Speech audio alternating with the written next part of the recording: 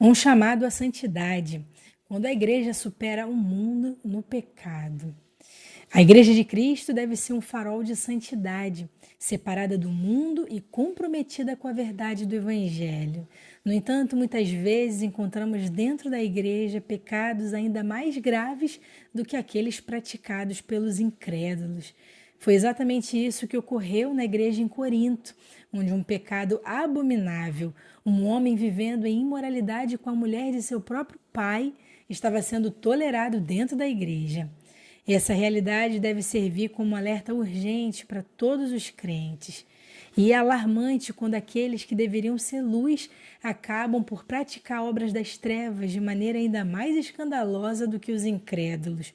Quando a igreja se torna cúmplice do pecado, seja por omissão, tolerância ou falta de misericórdia, está se distanciando da sua identidade em Cristo. O apóstolo Paulo não apenas denunciou esse comportamento, mas exortou a igreja a agir imediatamente, removendo o mal do meio dela. Esse texto está em 1 Coríntios capítulo 5. Muitos cristãos hoje justificam a sua vida de pecado com a desculpa da graça barata, esquecendo-se de que a graça não é licença para viver como um mundo. A santidade não é uma opção para o povo de Deus, é uma exigência. E isso está escrito em 1 Pedro capítulo 1, versículos 15 e 16.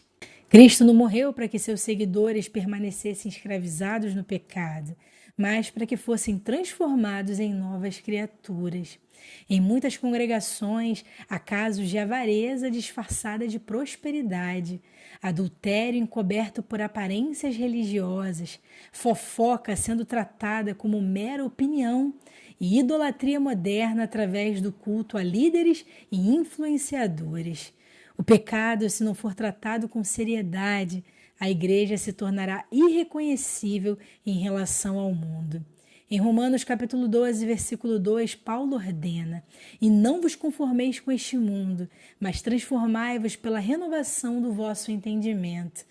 No entanto, ao invés de transformar o mundo, muitos crentes estão sendo moldados por ele. Toleramos aquilo que deveríamos condenar, nos calamos diante do que deveríamos confrontar. Passamos a chamar o mal de bem e o bem de mal. Isaías disse isso no capítulo 5, versículo 20. Deus não ignora essa hipocrisia. Assim como em Corinto, a igreja de hoje precisa urgentemente restaurar a prática da disciplina eclesiástica e do chamado ao arrependimento. Quando pecados graves surgem entre os crentes, não podem ser tratados com complacência. A palavra de Deus é clara: expulsai, pois, entre vós o maligno, ou seja, esse iníquo. Isso significa que aqueles que persistem no pecado aberto e impenitente devem ser corrigidos com firmeza, para que a igreja permaneça pura e o pecador possa ser levado ao arrependimento. O verdadeiro amor não consiste em acobertar o pecado, mas em confrontá-lo com a verdade. Se uma igreja não pratica a disciplina bíblica, ela está falhando em seu compromisso com Deus. Como poderemos dizer que seguimos a Deus se permitimos que o pecado reine dentro da congregação? Por isso, os cristãos precisam se despertar. Deus nos chamou para sermos santos como Ele é santo. A igreja não pode ser um lugar onde o pecado é normalizado e é até celebrado. Precisamos nos arrepender e clamar pela pureza da noiva de Cristo, pois um dia Ele virá buscar uma igreja sem mácula e sem ruga. Se hoje o pecado está sendo tolerado entre nós de maneira pior do que no mundo, é sinal de que o juízo de Deus está próximo.